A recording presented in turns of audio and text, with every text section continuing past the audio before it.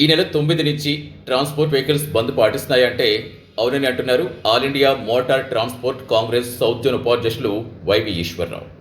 అన్ని వెహికల్స్ కాదు, 12 ఏళ్ల పైబడి రవాణా వాహనాలు మాత్రమే నిలిచిపోతాయంటున్నారు.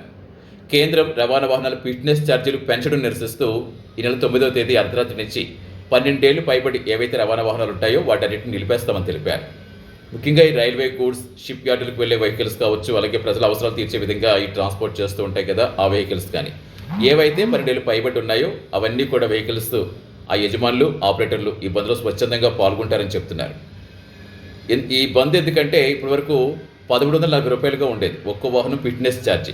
దాన్ని ఏకంగా 33,000కు పెంచుతూ కేంద్రం గత నెల 11వ తారీఖున నోటిఫికేషన్ విడుదల చేసిన విషయం తెలిసిందే.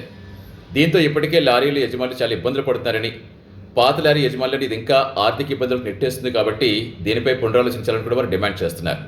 ఎందుకంటే ఇప్పటికే దక్షిణ రాష్ట్రాల్లో వేల సంఖ్యలో వాహనాలు ఏదైతే లారీలు ఉన్నాయో ఇవన్నీ కూడా ఫిట్నెస్ చేయించుకోలేక నిలిచిపోయాయని, దీంతో వారి కుటుంబాలు చాలా బాధపడుతున్నాయని, లారీల యజమానులు కూడా తీవ్ర అవస్థలు పడుతున్నారని కూడా ఆయన చెప్పుకుంటూ వచ్చారు.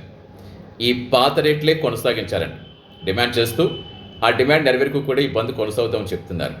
12 ఏళ్లకు పైబడ్డ ఈ లారీలు ఏవైతే ఉంటాయో, రవాణా వెహికల్స్ ఏవైతే ఉంటాయో అవన్నీ కూడా తక్షణం నిలిచిపోతాయని, ఆ డిమాండ్ నెరవేర్చే వరకు ఈ బంద్ కొనసాగుతుందన్నారు. ముఖ్యంగా ఏపీ, తెలంగాణ, తమిళనాడు, కర్ణాటక, పాండిచ్చేరి, కేరళ రాష్ట్రాల లారీల యజమానుల సంఘాల నాయకులు కూడా ఈ సమావేశంలో పాల్గొన్నారు.